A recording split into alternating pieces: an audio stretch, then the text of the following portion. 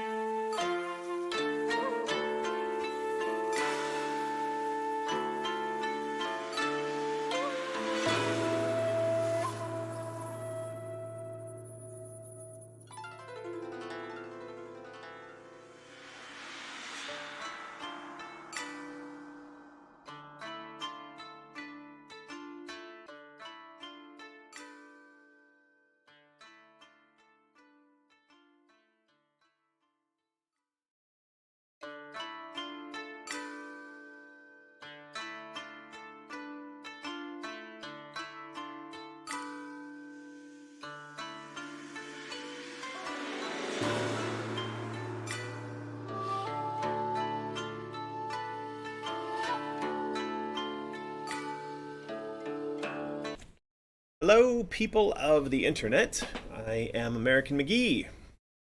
I'm Martin. We're coming to you live from the underground lair in Shanghai. We have changed up our background a bit today. We'll get to that in just a second. What are we going to be doing today, Martin? Ooh, lots and lots. We're going to look at some comments. We're going to look at a calendar sample. We might play Madness Returns, maybe. I think we can play Madness Returns. We're going to look at who's chatting. We're going to look at art. All the shebang. Now, we have prizes planned for today, as per usual. We like to give away prizes. What are the people going to win today, Martin? That. Yeah, that's the tapestry that comes with the tapestry, the tentacles and tapestry set. Right now, it's only really available to get that tapestry in the set if you buy the set. Did I say set one more time? Set. Set, please. But yeah, I've got like a picture. There's a picture of Lucky actually doing baby things on the tapestry. So it's a big, like, I think it's a meter. It's over 1 meter per side. For those of you who don't know meters, that's like 3 feet on a side. Meter and a half, according to Meter those and a half. numbers. Yeah, it's pretty big. So anyway, we're going to be giving away one of those, but we'll give away 4 in total today. So prizes every half hour. And Thereabouts. yeah, if you Yeah, I need to think of questions. you're terrible at this. But guess what, everyone? Apparently we've enabled sounds, and there's some sort of a button thing that you can press.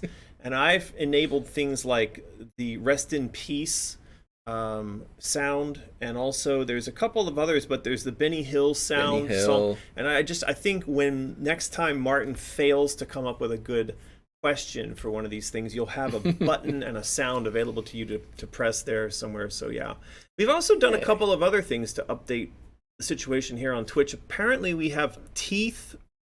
I don't know what channel points are, but it's a thing. So we've changed it into teeth, which is a little more relevant and fun. There's a little teeth icon there by Jennifer. There you go. So whatever that does.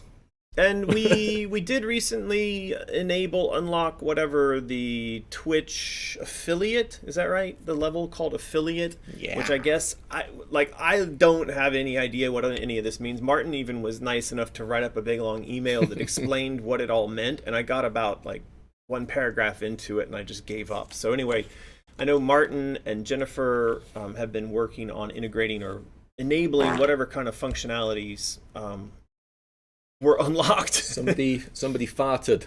Oh, really? How do you know that? Says it right there. Oh. Anonymous played fart for 200 bits, but nothing popped up on the screen. Well, we may be still working on that. We're still working on that, us old dudes and technology. Of course, we can't hear it because we're not. We don't have our headphones on. I'll listen next time somebody farts. Anyway, so that's Twitch stuff, and yeah, we're gonna have a look at art. Fart. The fart.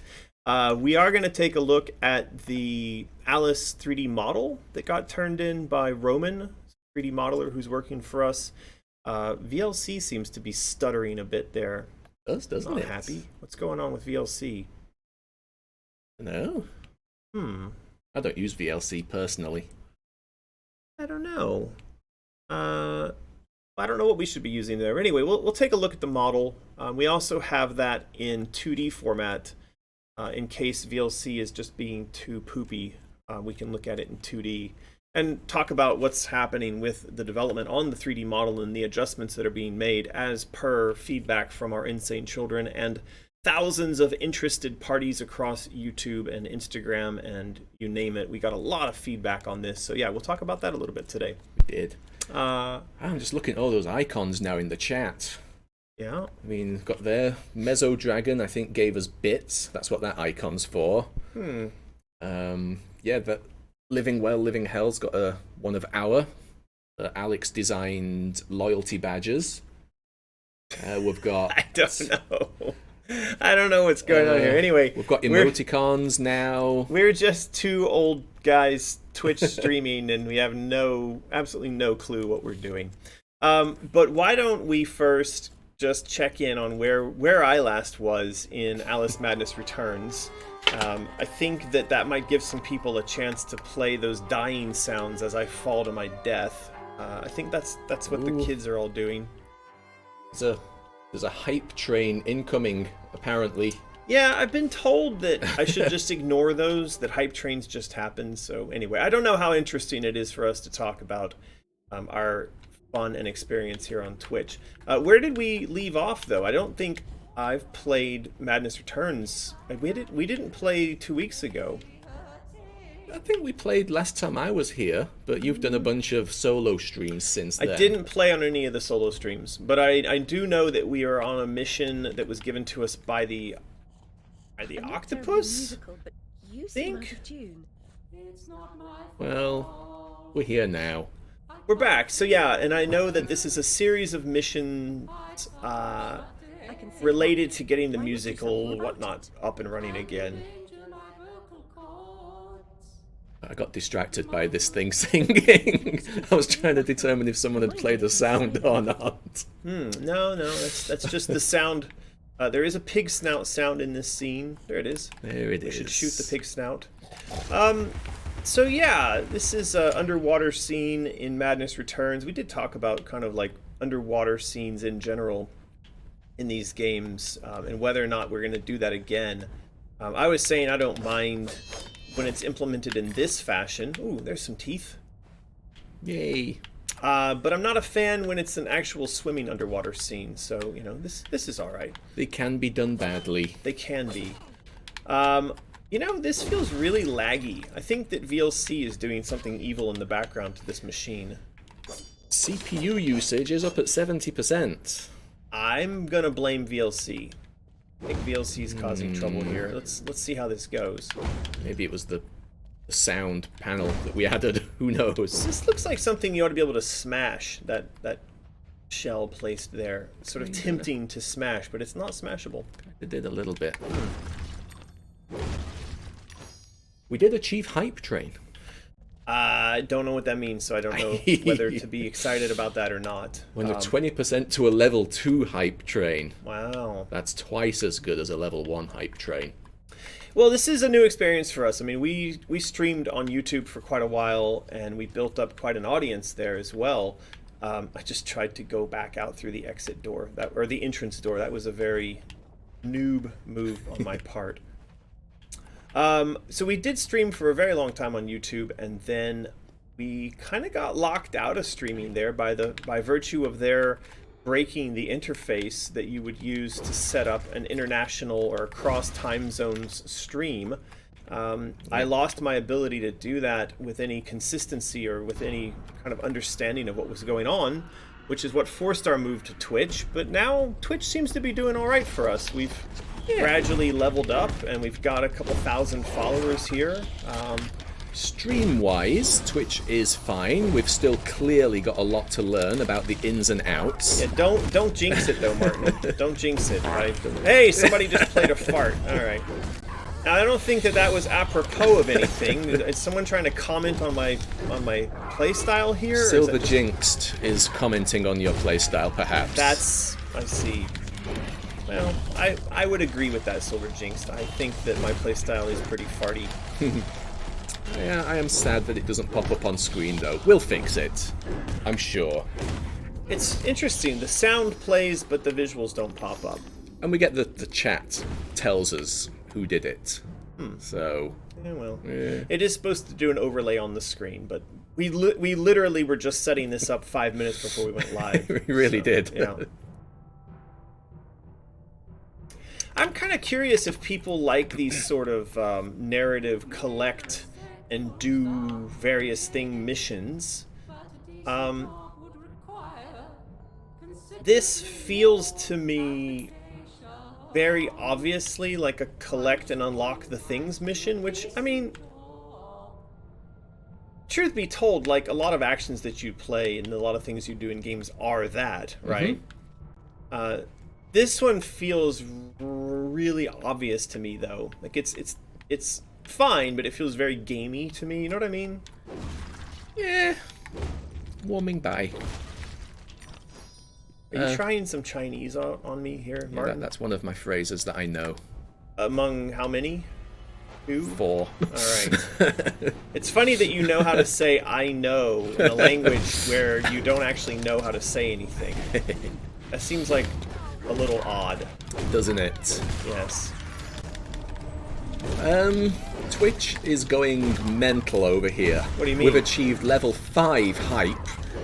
There's just emoticons and nonsense going off. Everyone seems to be having a ball. Well, that's great. I mean, maybe they don't even need me to play a game in order to have fun here. I don't know. We could just become professional Twitch chat commenters. There are people who do that, apparently. What's that one from Cat Queen? It's a panda with colourful flowers on its head. So, these Ruin characters, you know, this is something we've been working on recently, is the sort of reimagining of what this generic character is going to look like in Asylum. So you've seen that work recently, right? Mm-hmm. It's basically tentacle chaos monsters, and I'm a huge fan of what's getting done, because they're, to me, very reminiscent of the kind of bad guys that you see in, say, the Alien movies or John Carpenter's The Thing. Yeah. They're a combination of chaos and octopus tentacles, essentially. Now, there's been some kind of cleaned up, newer version of that released. I think we have a new image of that to look at since the last time we streamed, actually. Right. So we'll take a look at that. Why isn't this guy shoot? Oh, I've knocked his cannon off, so he can't do anything. Do massive damage. Well, I missed my chance to go all hysterical on him. Yeah. Get the next one. I will. I need one of those flowers. Stay in it for a long time. I will. Don't worry. I've learned my lesson. I was told off by everybody about not using my flowers the right way. That's right. What they don't realize is I was doing that on purpose to make things more dramatic. Ooh. Little peek behind the curtain there. This is true. Do you have any comments you want to read over there that relate to those chaos monsters? What I know we've post been would getting that a lot have been of. under? Who knows? Yeah. So just in case everyone can't see it, Martin is now flipping through a dozen pages of comments and notes. And he did this to be cheeky, but the funny thing is that it's actually come back to just mess himself over. I did this because you asked for it. Mm-hmm. See? He's gonna try to blame it on me, even though it's not the Calendar Sample and Children's Book post. The Bosses... Was it the Bosses post? Sure. Well, let's see if we can see anything in here about tentacles.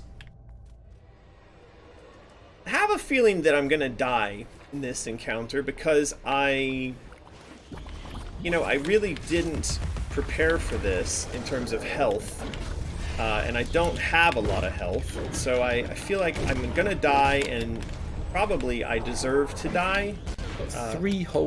2 whole roses. Yeah, exactly. So yeah, let's see how long I'm able to last here. Now, as many people are aware, I'm actually pretty crap at my own game, so don't be surprised when I die. I don't think anybody will be. But if I do die, I'm curious to see who gets in the first. Oh, there we go. I've died. Who's gonna play Rest in Peace? No one. Oh man, I've got to even continue from some faraway checkpoint.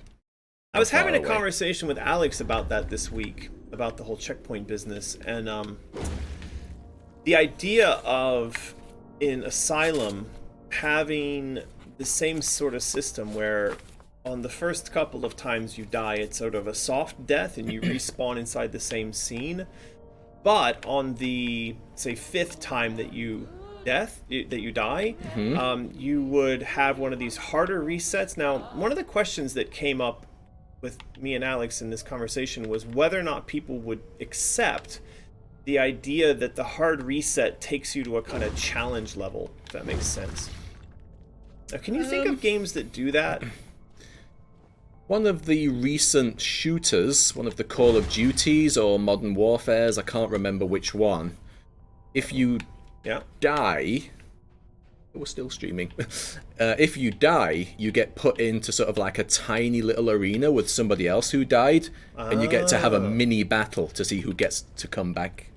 Gets like a second chance. Interesting.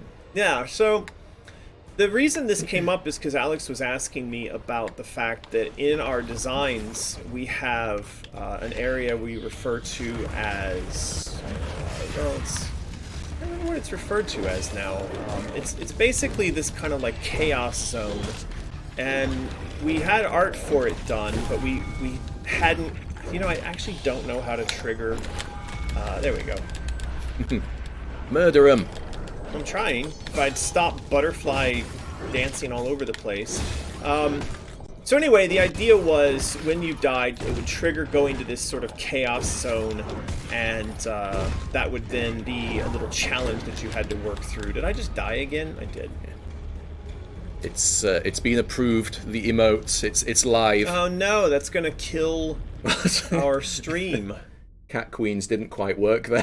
What was that? It worked. It did work. I heard it. That's living well. Whoever made these emotes deserves a raise. That's Jen. Can you not tell Jen's art? Yeah, she did a great job. Really did. And the little teeth icon that you can see. Yeah, it's really good. Her style is really well suited to this type of presentation.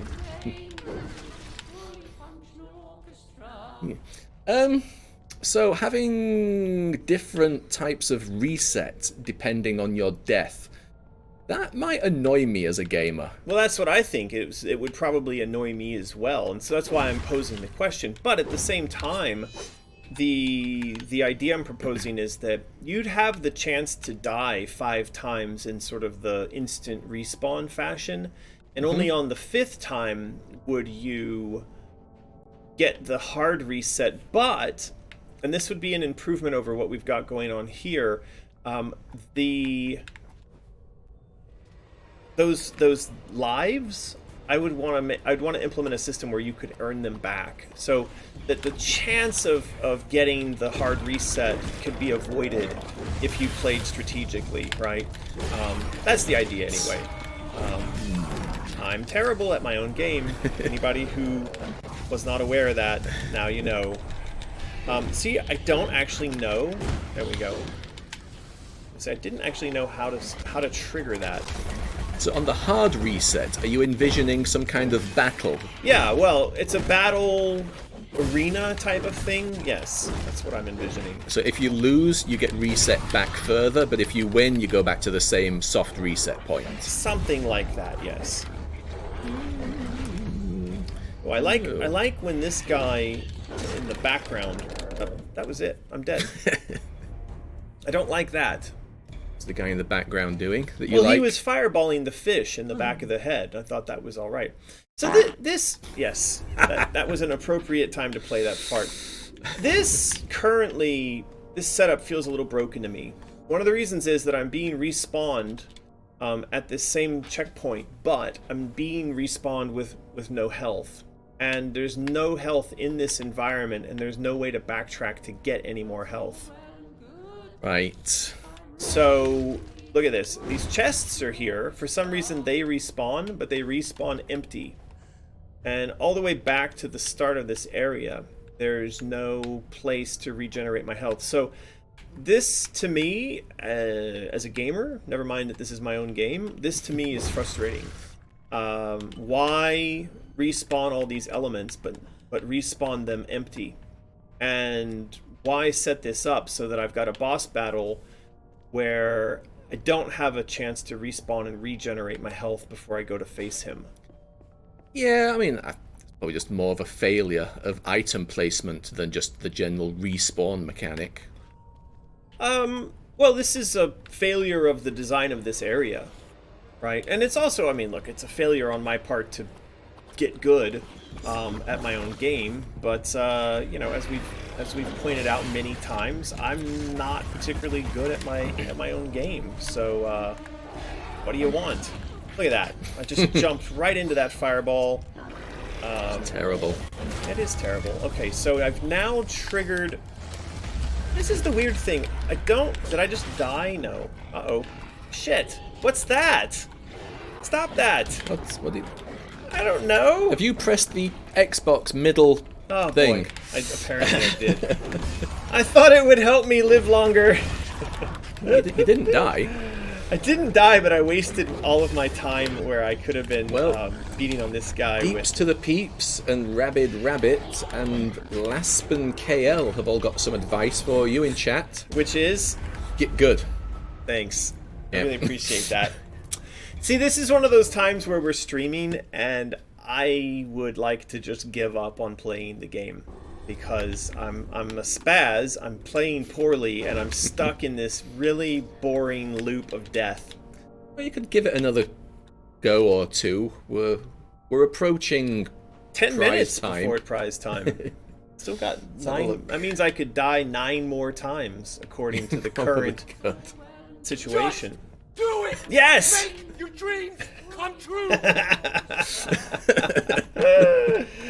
It's true! Now, you know what's actually happening here. He's a character, here. isn't he? He's Shia great. LaBeouf. He's awesome. I like him a lot. I think the world needs more of Shia LaBeouf, to be honest.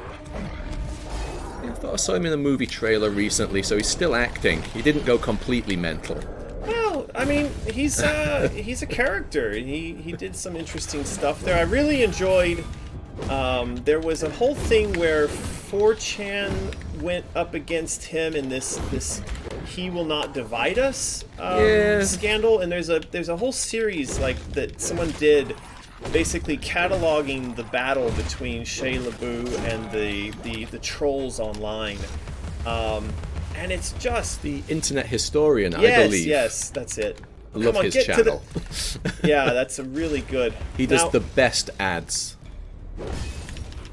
Yeah, it's amazing. So just watching Shia LaBeouf fight the trolls and try to hide his "He Will Not Divide Us" flag, and then they are using all kinds of amazing online detective business in order to figure out where he's hid the flag. If you haven't seen that and you want to laugh, oh, there's some applause. If you haven't seen that and you want a good laugh, go watch Shia LaBeouf. Is it Shia LaBeouf or Shia LaBeouf? Shia LaBeouf? I think it's Shia LaBeouf. LaBeouf. Anyway, if you want to laugh, go look that up. Internet historian. It's in like 3 parts, right? Yep. It's hilarious. Oh no, I've got to play this dumb. It's called Actual Cannibal, apparently, the trailer I probably saw. Shia LaBeouf. There's no boof about it. People are saying it's buff. Okay, well. I don't know, it kind of looks a little French, so you got to put a bit of fanciness on it. LaBeouf. Laboo. Wasn't he a Disney star as a kid? Was he? I think he was. Yeah, I think he started off as a Disney kid actor, and then he went into... I don't know. I could be wrong about that. I know he started young, but I didn't know about Disney. Could be. I could be wrong. Yeah, so this isn't my favorite series of missions in the game. And that little musical note matching thing, we had a lot of people in the office who were, and I was among them, that were really big fans of... Is that just gonna kill me? No. It wanted to. Alright, well, I got it. Anyway, we were big fans of Rock Band. Did you play Rock Band? No. Well, we were maniacs about Rock Band when we first started up Spicy Horse, and when we were working on Grimm, the daily routine was, hours of work, and then in the afternoon or the evenings, an hour or two of Rock Band with everybody. So we used to have a lot of fun. I loved the original Guitar Hero. Yep. The songs in that and just the fun, but I didn't play any of the other... What? No! I just murdered myself for 2 teeth. Yeah, some of the other variants, Rock Band and all the other different Guitar Heroes I didn't play, but really enjoyed the first one. Down, 1 to go. Oysters are presumptive stars. He did start off in Disney. I told apparently. you. I know things. Seems a lot of people who start off in Disney kind of get a little... messed up unusual later in life. Yes. In later life. Yeah, well, I mean, imagine, being a child star probably, obviously, messes people up. Probably does. I mean, it's, yeah. It does seem to be that there is a correlation between child stardom and later in life messedupdom. Messedupdom. Yes. What's going on here at Stream Chat? Let's give some shout-outs to these people who have got, awards. We've got here, it says, Wendy J is the first. I believe that's at Sub-Gifting. Truth Decay second. And Irk1012 is listed as third, so... Congratulations to you guys for whatever you did that made that happen. Do you feel like that crab has lost its mind? Look, it's just sat there. Yeah. It's lost its mind. Bug. It's an undersea crab bug. Get yourself on EA's support channel. Yeah, I don't think that's going to get you anywhere. EA I don't think they really support this game anymore, to be honest. I don't know. I mean, I get a lot of people on Twitter constantly asking me to, provide... Hey, did I just get another one of these guys just spawning randomly? Weird. Sure, it was on purpose. Well, I mean, I'm not saying it wasn't on purpose. I mean, it's... Something strange is happening here. I've got an extra crab leg that I didn't order. And, he's busted. Just hanging out there. Just murder him. I'm trying. I always thought it was kind of cute that we had you beating on crabs with a hammer, sort of. This doesn't really seem to be doing anything to him, which is fine. Baconcito Gaming. My English is so bad. I'm from Colombia and I love Madness Returns. Well, thank you, Baconcito Gaming. That's very sweet of you. We love bacon and gaming. I'm not sure about the Cito bit.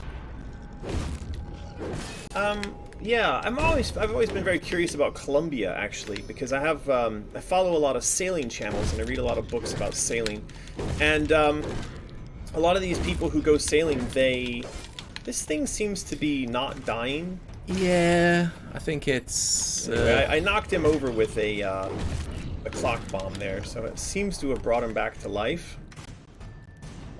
He back to life? He is. Cool. Well, ooh, that was interesting. Okay. So yeah, Colombia. I mean, it's one of those places where, as an American, we read and hear a lot of lore about it, right? We see a lot of movies about it being dangerous and about the drug connection and all this kind of stuff. And you often wonder just how real some of that stuff is, because like we know from living in China that it's not the dystopian nightmare that many people are convinced that it is, that based on U.S. news and politics and stuff like that. True. So I've also found that to be the case whenever I've traveled. For instance, a lot of people that we talk to think that Thailand, for example, Americans think Thailand is something dangerous and special. But Europeans, Russians, Australians all go to Thailand for holidays. I go to Thailand a lot, and I know that it's not a crazy dangerous place. So anyway, there are places in the world that when you hear the name, you think, ooh, dangerous. But in fact, the people that live there are like, come on, it's fine. Colombia is one of them. It is. When you go to Thailand, you tend to go to Krabi and such. But how's the big cities that, you hear, like Bangkok? It's quite scary. Well, Bangkok's not scary. I mean, so one of the things you got to keep in mind is that a large chunk of Thailand's internal the revenue, the GDP comes from tourism. So Thailand doesn't want a bad image when it comes to tourists being murdered and whatnot in their cities. So I mean, they do the minimum effort to keep people relatively safe, right? Mm-hmm. And look, I mean, Bangkok is a crazy city. It's a city of like 25 million people. It's got incredible traffic, pretty bad pollution. And it's a big city. It's dirty, it's crowded, it's noisy. I don't like it in terms of like, I don't want to go there for a vacation.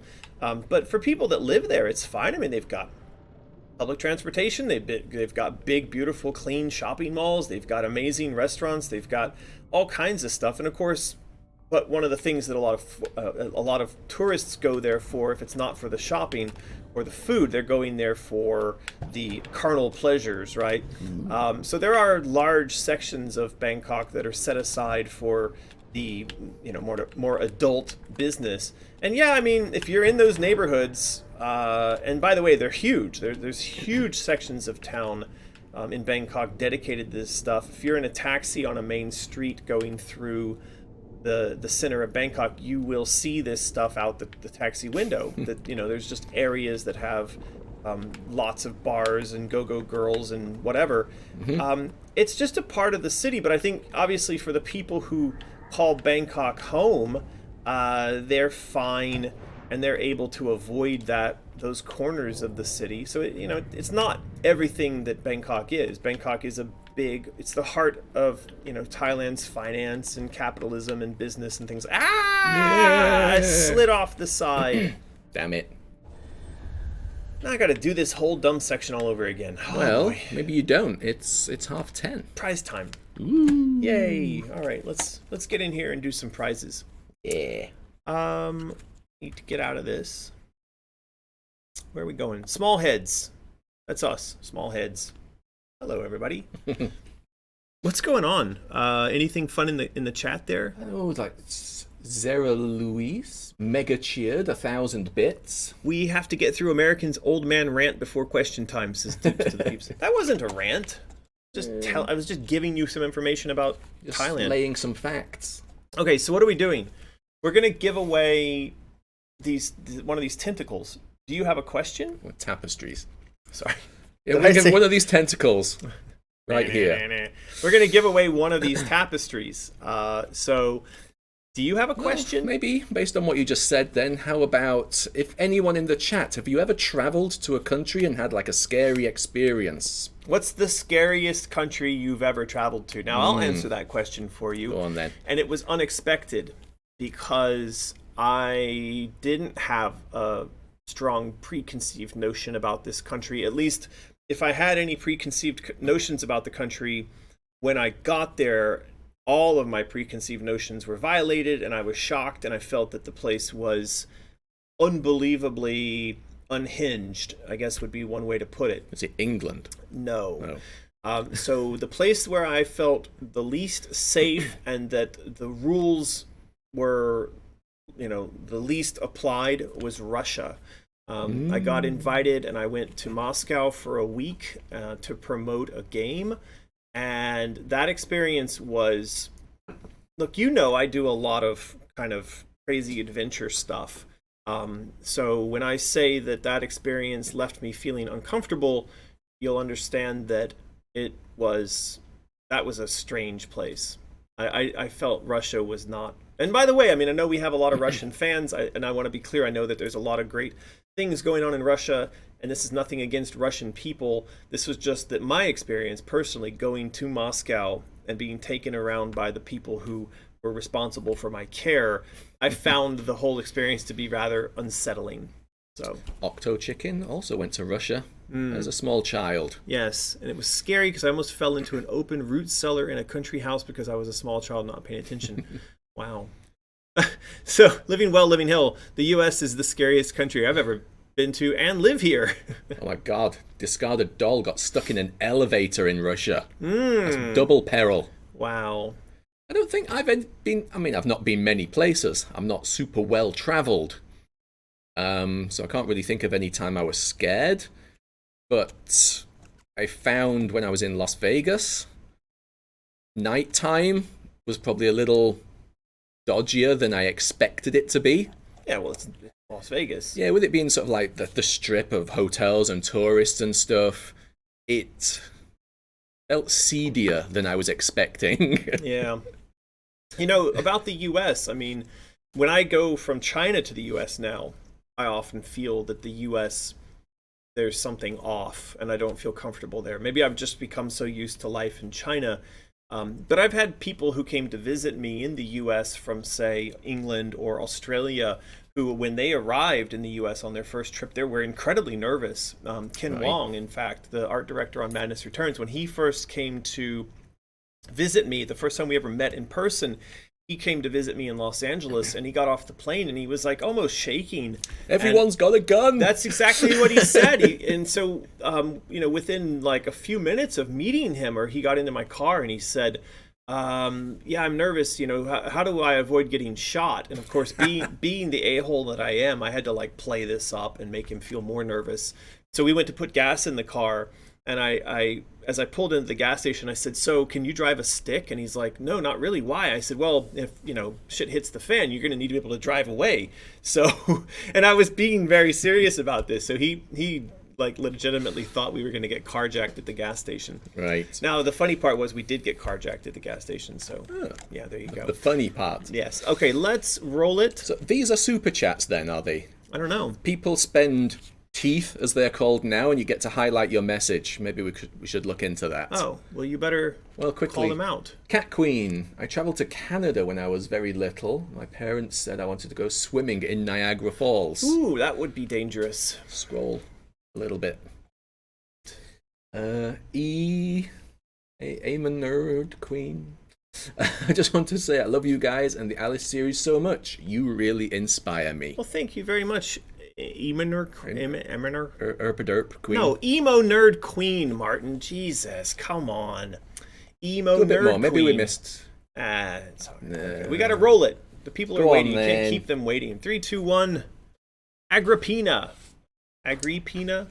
I know that. I know that little icon. I think Agrippina. I don't know. But anyway, congratulations, Agrippina. You have won, so you got to do the thing, which is you've got to send. It's not a tarp. A tarp is like something you throw over an old motorcycle to keep the rain off of it. It's a tapestry, like you would hang up in Font Manor. Okay. Anyway, so congratulations, Agrippina. You need to send an email to support@mysterious.design. Include your name, your phone number, your mailing address. Do all that in a format that does not cause rage or frustration for myself or Martin, and then we will mail a tapestry, like you see here, out to you very soon. So, yay! Congratulations. Have a scroll. Apparently these aren't like super chats. They are not? Highlighting messages doesn't cost money. We just gain teeth by hanging out in the chat during the stream. Then you use the teeth to highlight. I see. All right. Living well, living hell. A bear was between me and the outhouse in Canada one time. That sounds very Canadian. I decided I didn't have to go that bad. Yes. Yeah, I have a friend of mine named Wally who is a Canadian, and he lives somewhere out in kind of the woods, and he was telling me all these stories about how they go hunting and all the accidents that happen all the time, and just how incredibly dangerous the environment is. And then couple that with them hunting these 3,000-pound elk, or what are the moose, bull moose, Right. and he just has all these stories, and I just think, like, how are you even still alive? So yeah, Canada. Okay. Alrighty, let's get back into a little bit of the game here. Now, I was going to say, if somebody knows what super chats actually are on Twitch and how they work and whatnot, let us know. Yeah, let us know. Where was I? I was going to upgrade some stuff here. Okay. Now, we actually have a lot of stuff to cover today, so I wonder if maybe I shouldn't play this game much longer. I'm going to give this area one more go. How about this? I'm going to play until I die, and then I'm going to stop, and we're going to start doing art review, because we have a lot of art to review. Plus, Right. I don't think we've done a proper sort of all the insane children on a weekly live stream with you here review of this Alice model, which is All right. pretty cool. Now, before we get to the Alice model, I was actually meeting with one of the other kind of core team members for Mysterious Studios, which would be the company that makes a new Alice game. Meeting with him yesterday, and we were talking for about an hour, discussing the notion of whether or not a large, $20 million, $30 million game could in fact be funded. Well, we know it can happen because Star Citizen did it, or they are doing it. They've raised something like $300 million. Now, we don't need $300 million. We need about $30 million. But I mentioned to Adam, that's who I was meeting with, that when we did the this model, when we released the model, you and I saw that our Patreon, at least the patron count, went up by a noticeable number, right? Right. Now, not everybody that joins as a patron joins at a high level. I think we got a lot of people just joining at sort of the basic level, but it got me thinking that if we were to produce a constant series of these models, and by the way, they're not cheap. That Alice model is going to end up costing us thousands of dollars US, right? Because it's something that Roman, the guy who's building it, is, as a professional, he's going to be spending 1 month of his time on it. Right. And so to pay him for that model, at the end of the day, it'd be $3,000 or $4,000. But you got to compare that to what these models cost in a typical production. If we were to try to outsource this, that model would have been $6,000, $7,000, $8,000, maybe more $1,000, right? So we're getting a good deal. But what it has me thinking about is whether or not we keep the model production train going, and we do it in connection with our crowdsourcing, and we just start working to make that a big part of our marketing message, that, hey, you're funding the production of the assets that go into this game, and we form we've already got a team of 7 artists, including Jennifer and Omri, working on the game. What I'm thinking is, do we start forming up a team that goes further than what we're doing right now, which is the concept art stuff? Can we start going into further production? Right. And can we start building up a team as our crowdfunding grows, and then we have a chance to just basically very slowly start building the game. Now that how slow we're building it could change depending on how quickly we manage to build up our following, build up our support, right? Yep. So I don't know. What do you think about that idea? And what does the chat think about that idea? Like, is it possible? Because where we're at right now, just as a matter of comparison, we would need to get probably 3 to 4 times more support than we have right now in order to enable a larger functional team that would actually be putting together a game. So can we get there? Well, Octo Chicken suggests that Star Citizen's legacy will probably be that nobody ever gets a huge chunk of money for game development like that again. But I have a question about that, Greg, Octo Chicken, and that is that from what I can tell, they are still working and they are still building. And I mean, have I missed some big key piece of news on that? I don't think so. Because what I've seen is, yeah, there's a few people out there who are a bit negative on it, but there's a lot of people who are more than happy to be along on that ride, right?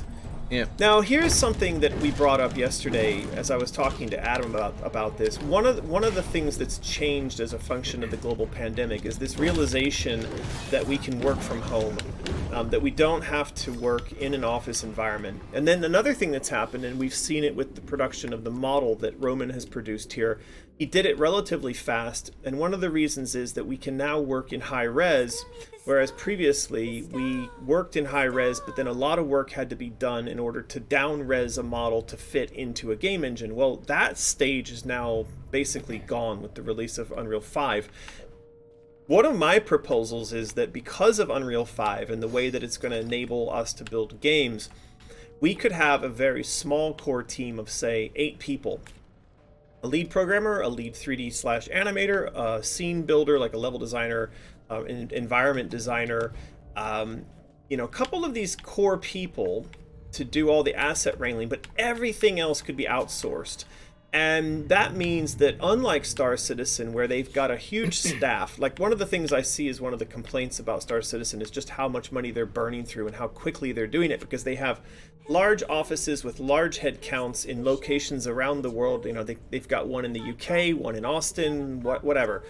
We wouldn't have that problem because, yes, for some periods of time we would have a large staff count, but they would be outsourced staff count, so we can, at the drop of a hat, we would be able to reduce them, and we wouldn't have to carry the burden of this large staff. I think another thing that's different about what we're proposing here would be that what's the thing? I have to go collect these pieces.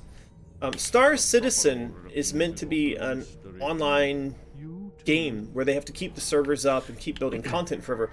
We're not doing that. We're building a standalone single-player game product, which means it has a finite production length. And we have the production schedule. We want to have 2 years to build the thing. Now, with a smaller team and a less certain cash flow, that would be extended, but we would be able to show where on the path of production we were.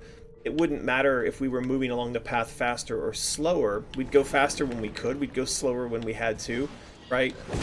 But the point is we would have a roadmap of beginning, middle, and end. And I'm not Chris Roberts, so I wouldn't be adding more stuff to it just because. I actually like to finish projects, and I don't like to have the burden or the overhead of a large team, a large organization to model stuff like that. So Nice. I think there's a lot of ways we could improve on this model, and we could take advantage of not just the new technology, but crowdfunding maybe coupled with the technology in a way that hasn't been done before. So I'm very curious to get people's thoughts and feedback on this. A quick look at the chat then, see if anyone is talking about it. Nobody really. Nobody cares. Somebody ordered the White Rabbit plush. Somebody's birthday. Yay, happy birthday. Somebody got the Cheshire and Denial pillowcase. Yay. Talking about shopping. Pillowcases and shopping. But, yeah, I mean, I know you've mentioned before that at its current level, I mean, Patreon, assuming, again, a $30 million budget, we would be looking at multiple decades. I just died for no reason. F. So, I mean, it really would need to increase, to get some of that Star Citizen type momentum. But, I mean, they make their money, don't they, by just selling, new ships and faster lasers and stronger. Well, that's that's part of it. Is sort of what are you selling? Like, what are people exchanging for their involvement for getting this thing to happen? So it's a interesting question.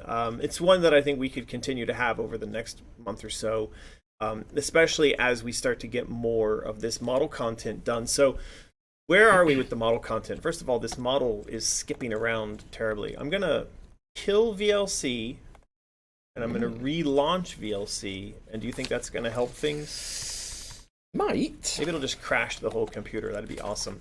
But so where are we? So we've got these models getting made. It's great.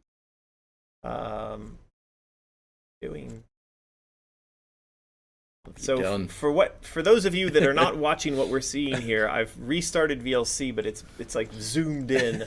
It's doing super zoom on the video, and I don't know why. So tell it to fit the window. There we go.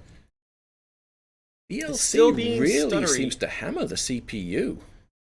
Pretty crappy. It's a decent CPU as well. What's going on? Well, so this is the Alice model that got turned in, and this is Roman that did this. Now, a lot of feedback came in. This was, I think Omri did this one where he showed kind of a comparison between Roman's model and then the concept art and how elements of the face needed to be shifted around in order to make the model more like the original concept art that Joey did. So Roman does have this in hand. He is working on this, and we expect to see an update to this probably today. Now, once that update is done, we're gonna take the model.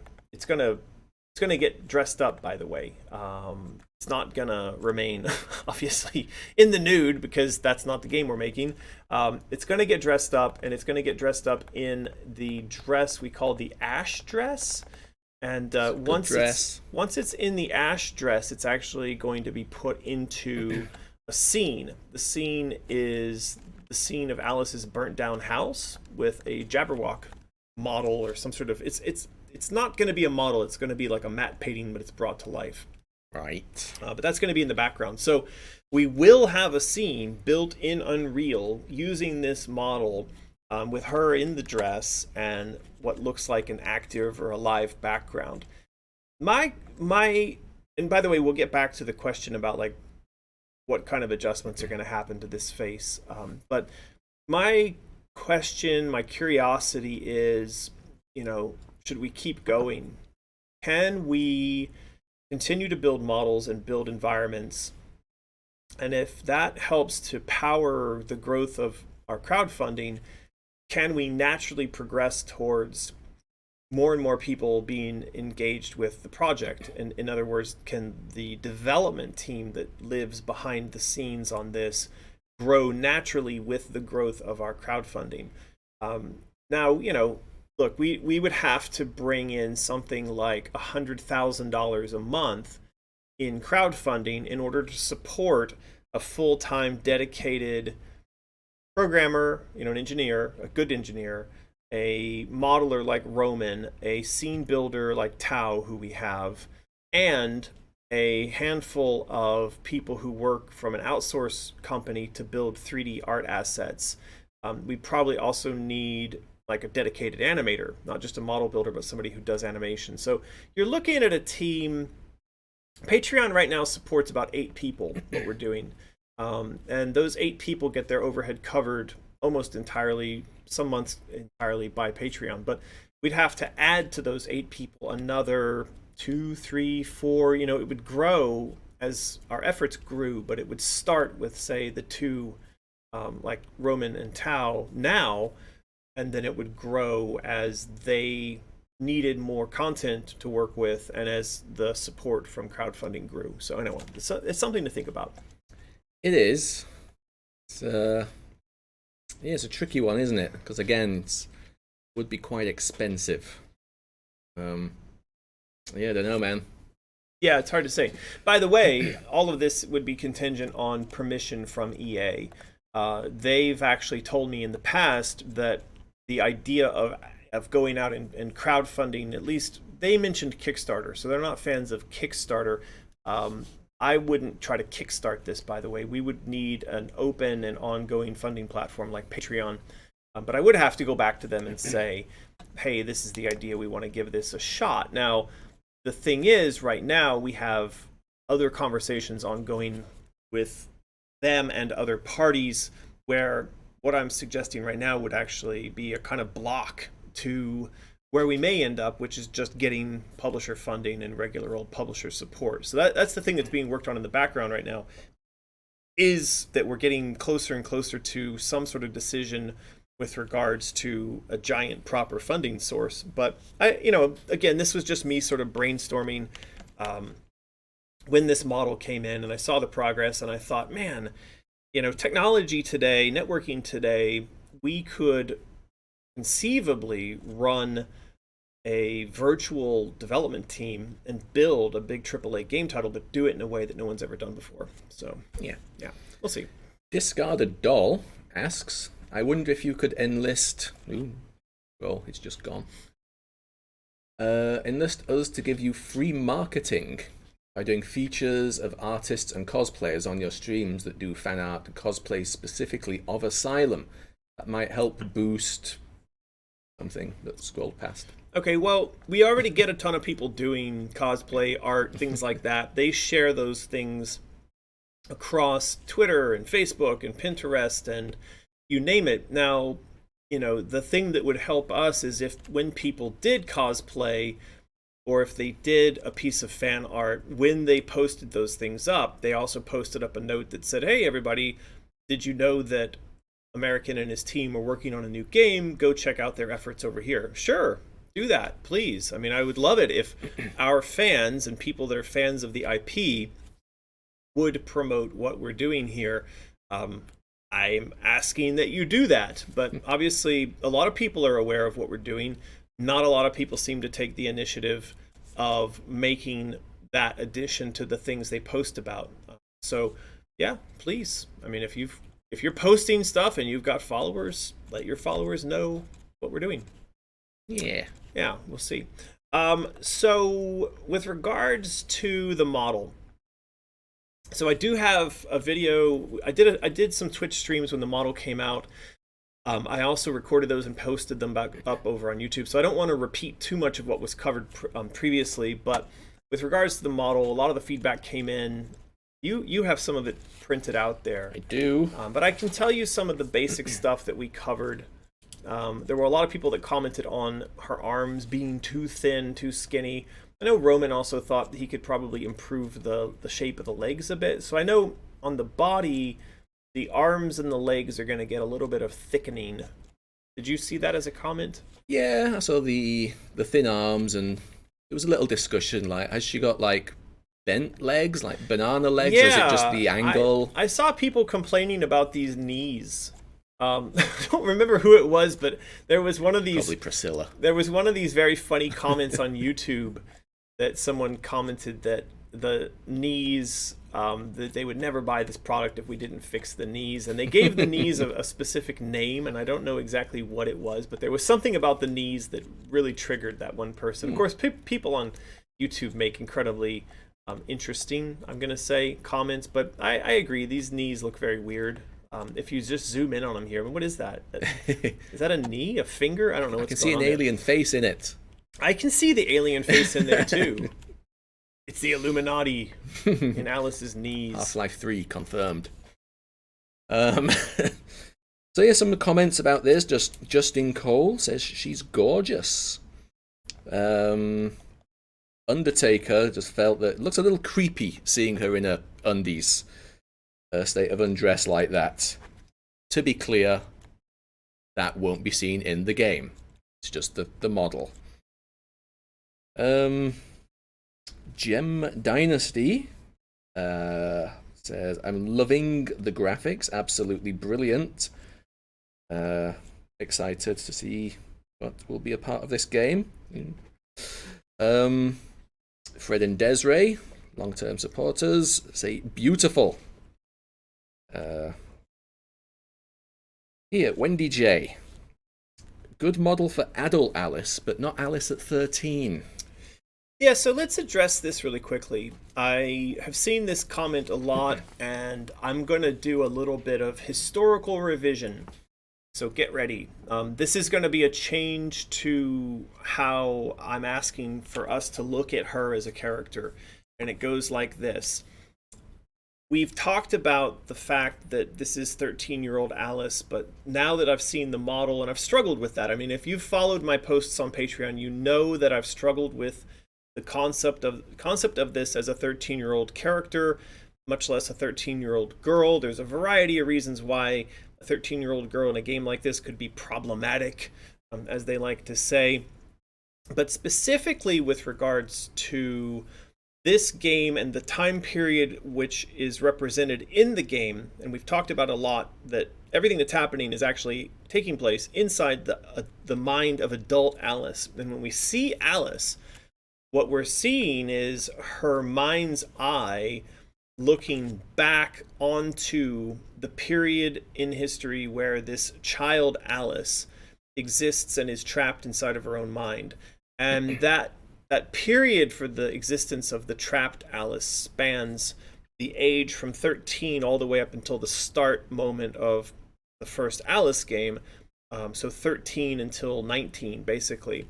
So what we're looking at isn't necessarily just 13-year-old Alice. What we're looking at is an amalgam of Alice as a young adult from the age of 13 until 19. So when we look at her, we ought to see all of that in there, not just 13-year-old Alice. And one of the reasons I'm doing this is I'm worried about making her look too young. I think we could get ourselves into a bit of trouble making her too young, given the subject matter, given some other aspects of the story and what we're building. So what I want to ask everyone to do is to start looking at her not just as a 13-year-old, but as this amalgam character seen through the mind's eye of adult Alice back to a period of time that ranged from 13 to 19. Does that make sense? It does. It's pretty clear.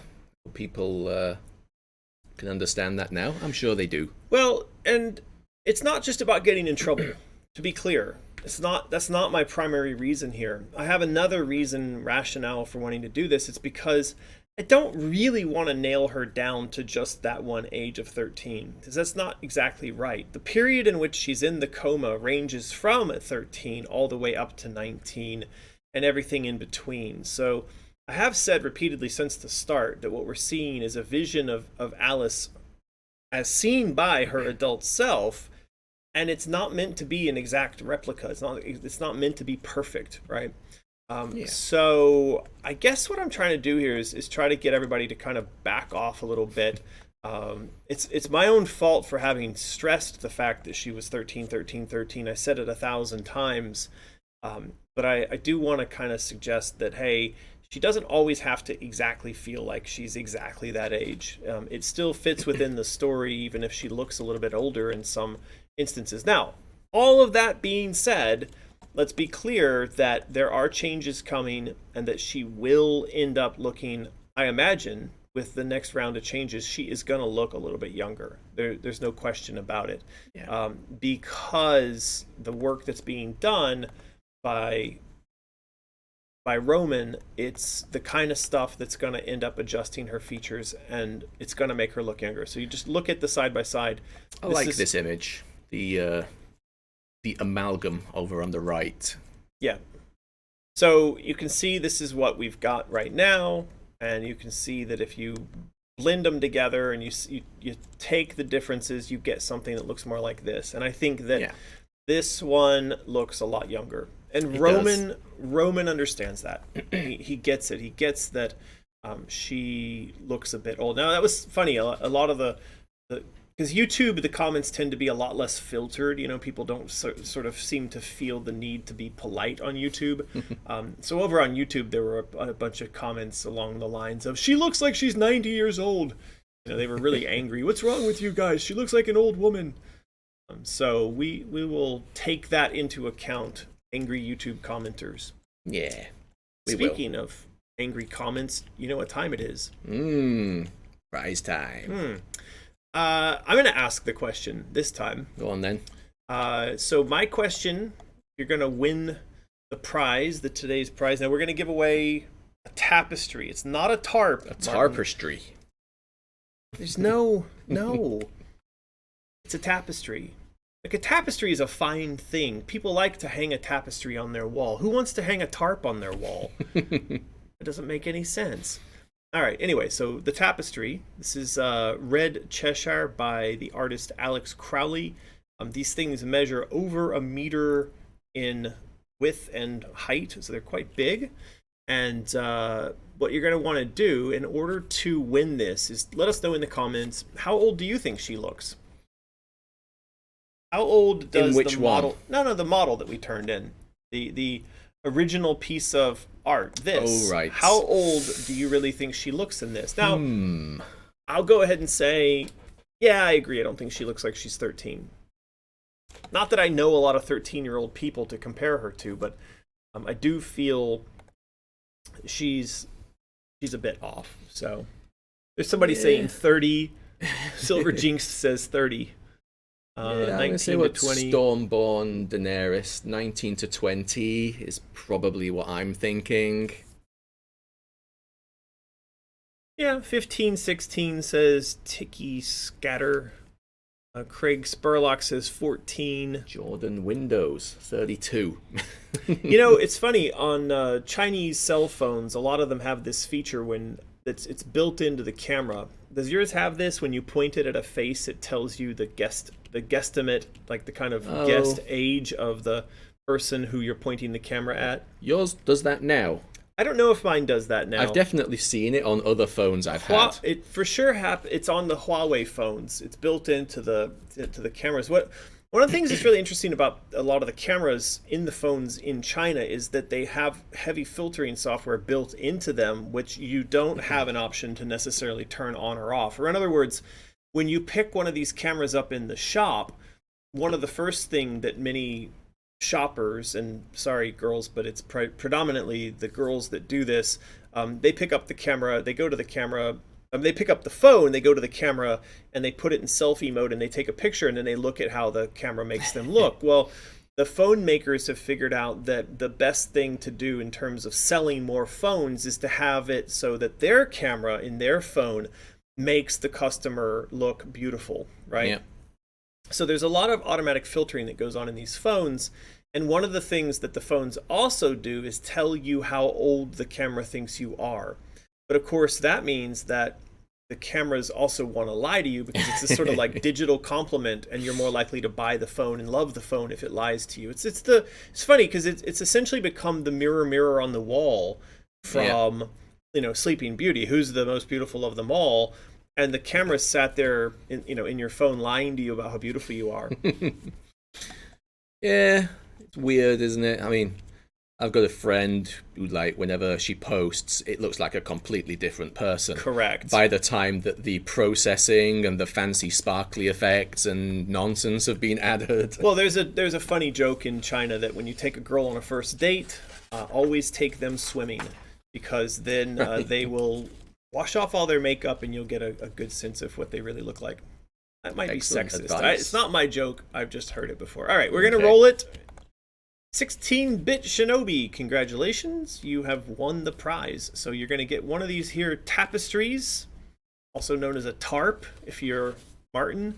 And in order to claim your prize, you're going to need to send an email to support@mysterious.design. Include your name, your phone number, your mailing address, and the fact that you've won a tapestry. And then, so congratulations. Make sure you do all it in a way that doesn't piss us off, please. Please do. So yeah, this was the side-by-side comparison from the piece of art, one of the pieces of art that Joey did, and then the model. Now, I think this was actually turned in by Kitten Poker UK. Poker UK, one of our insane children. And so thank you for that, Kitten Poker UK. A couple of these side-by-side comparisons got done. So clearly there was something to compare, right? People felt that the model was off enough that they wanted to build these kind of comparison images. So that's what the Alice model is looking like these days. I have a question. If we do another model, what would we have Roman do next? Mad Hatter, a Cheshire Cat? Probably Cheshire Cat. That would be the next major big one, wouldn't it? It would be. I think so. Yeah. Although I like seeing these more kind of humanoid characters. I would like to see a hatter. Ooh, you know, what'd be really fun is if we did the tentacle monsters. Bob. Yeah, if we did Bob. Where is? I think I put Bob in here, or a card guard would be cool. So we did get these card guard pieces of art done, and I called these guys Bob and. It was Bob, Rob, and Knob. Knob. That's right. Which one is Knob? That one on the right. He looks more like a Bob. I feel like this guy's the knob of the group. He's quite knobbish. I'd like to see these done as 3D models. That's pretty cool. So yeah, we should decide. Do we want to have Roman do another model? And if we say yes to that, then what would be the model that he does? Just looking at the back pose for the one on the right, he's like striking a pose there. Yeah, Omri, what's going on there? That looks a little odd. What's happened to him? A little strange. Oh no, Nightbot's timed out Wendy J. Yeah. Stop posting links, Nightbot says. Is she posting links? I don't know. Oh no. Maybe. So yeah, these are card guards. This is work that was done. Now I don't think we showed these on the last stream, but you know, if you played the first 2 games, you know that the card guards had skeletal faces. Because Asylum's taking place prior to those in history, then we're going to show the card guards as more humanoid. And I've said before that the card guards in this game would not necessarily be enemies that you fight against, because they're under the command of the Red Queen. And in this game, the Red Queen has knowledge that Alice is the sort of container in which their reality exists. And so the Red Queen doesn't want for Alice to die, as I did repeatedly just playing the game. And so the concern is if Alice dies, that their wonderland vanishes. So these guys are probably going to have orders not to mess with you, not to kill you. That being said, they can be infected by this chaos stuff. Now, we'd seen some of these critters in last week's stream that Omri did. I think Jen did some as well, but this is what they look like. Is that an infected otter? I think he's a badger or a... It's not a badger. He is a type of thing. I don't know if Jennifer is in the chat. Jennifer knows what he is. But yeah, so this stuff, you know, messes everyone up, including the critters. And I think that having the card guards be more humanoid means that watching them get destroyed by the chaos will be that much more interesting. It's a ferret. It's a ferret. There you go. You got it. It's exactly right. It is a ferret. These sketches, this is a series that Norm was working on that essentially show various animations. Stretching my legs. That Alice would have in game. Now, he did a huge folder full of these for, I think, something like 50 or 60 of her actions. And as I was looking at these, because I was reviewing them with Alex recently to decide whether or not more of them should get done, I had the idea that we should think about putting these into a book and not really dressing them up, but leaving them much like you see here. Maybe putting them on a more colorful background, but having them with a little bit of narration in text underneath and presenting that as a children's book. And this idea came to my mind because these days I'm reading books to Lucky, and I got to tell you, some of these children books are really crap. The rhyming in them is awful, and they're just not all that great. You know, it's like, come on, you know, have a little grit, make something happen here. And just read to him from the Out of the Woods book. I'm going to do that. But I think that, you know, he's kind of interested in the images that are going on. But one of the things I've discovered, and I've been doing a bit of study about children, is they're really like little scientists, and they really like to use their imagination with stuff. And it's got me thinking that these images are amazing because when I look at them, it makes me use my imagination, and they're perfect for that because you really, your mind tends to fill in a lot of detail and a lot of thought on what's going on here. So yeah, I was just thinking, we've got access to this factory in Beijing now that's done the Art of Alice Madness Returns book in Chinese, and the quality of that's really good. So we're going to do the next project with them is the calendar. And then I was thinking, why don't we engage with them to do a large format, thick page children's book that features all of these drawings and some sort of a narrative that goes along underneath the drawings. What do you think? I like it. It's a good idea. Got some comments that seem to mimic that from Patreon here. Lucas Manach says the children's book seems like a wonderful idea. I'm totally in.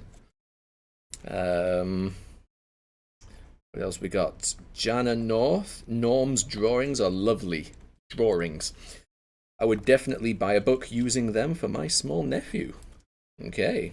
Well, I've got this thing. You can see him on the screen right now. This is the one I want to make the book for. I think he would enjoy a book of Alice illustrations, and then with some text that I could write that goes along with that. I think he would think that was quite fun. I think so. He's good. Look at him swimming. Michael Spivey says, not a parent, but I would definitely read the children's book to my inner child. Okay. Nerd Queen says it could be a cool collectible. I think they're talking about the book there. And Denise Surrey, please make all the books, children or otherwise, put me down for 2. Seems to be getting a lot of positive comments. Yeah, I think it is. So that's good. So we'll keep that in mind to do the book. Now, I think that's a good segue to their calendar. Do you want to hold that up and talk about it? Because you're the one mainly running that. So what is going on with that calendar? Well, this year, I mean, we thought about this before in the past. Yeah, but we always think about it too late. We always remember in like October or something. But this year, I remembered in like June. It's like, oh, we should do a calendar for 2021. So we put the feelers out to the factory and whatnot, and we have some samples in hand. Here we go. So it's going to be of this size or thereabouts. There's a little confusion. It might be about this much shorter. We're looking into it. Should we down cam, see if we can get some like good image of the printing? Let's try. There's also this still image that I took that kind of gives you a sense of the size of it. I also put it in one of the boxes that we ship stuff in, so that's pretty clear. It is about 300 millimeters, so it's 30 centimeters in length from top to bottom. Now this would end up being split down the middle to some degree. Alex is going to do a design, so you'll have image on top and then you'll have calendar stuff down here on the bottom, right? Yeah, I imagine it would be like 2/3 image, 1/3 date boxes. Something like that. Yeah. You can try down cam. I think it's going to be too dark, but go for it. There's been some shiny stuff going off over there, but so this is just like a sample of printing the factory did. We asked them just to see what it might look like. See, the other pages are nothing going on there. So yes, we are doing a calendar this year.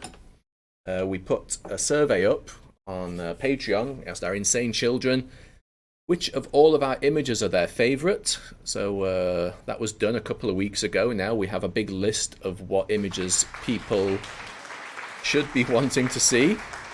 Thank you for the round of applause, Truth Decay. So yeah, this is happening. How will people get it? Are we going to have it as a goal and put it on the shop? Or... I mean, that's what we've done in the past, right? Normally when we have something interesting like this that we've made, whether it be a plush toy or the embroidered patches or whatever, right? We've had a bunch of stuff like that. We normally offer it as a perk, like an early access kind of gift to patrons, and then after that it goes on sale at Mysterious. Yeah, like we did with the pins. Right. So yeah, probably go on Patreon as a goal in the not too distant future, I hope. Maybe August, September, fingers crossed. And then yeah, that will be the cheapest and fastest way to get it. And then, after that, we'll stick it in the Mysterious store. Well, whatever we do, we've got to get it out before 2021. And hopefully we'll all still be alive come 2021. I would certainly like us to start shipping these in early October, if possible. Yeah, that would be great. So, but I think we can get through this process pretty fast. If you want to follow along and get your comments in on this process, then do head over and check out what we're doing on Patreon. That is... What is it? Where is it? Patreon.com/American McGee. There is some other stuff we're thinking about doing, like plush toy wise. We're thinking about doing a Vorpal Blade plush. So that'll be another kind of design process that we go through.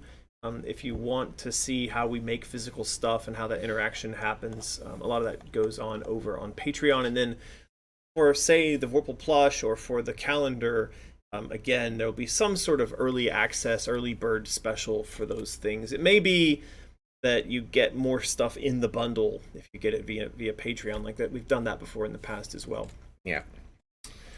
Before we move on, and before I forget, I would like to talk about one of our sponsors. Ooh, go on then. Actually, it's just our sponsor. It's not one of. So our sponsor is Freaky Fandoms. That's our friends Andrew and Deborah.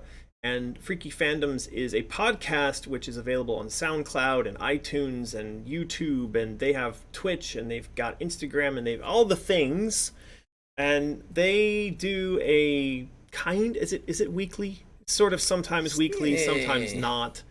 But they talk about culture, subculture, the subversive, and extreme fandoms, and they often are dealing with movies that are sort of in the sci-fi horror realm. Would that be right? I think that's an accurate description. So it says here that the next thing they're going to do is a watch party of the movie Demons, featuring Greta. Okay.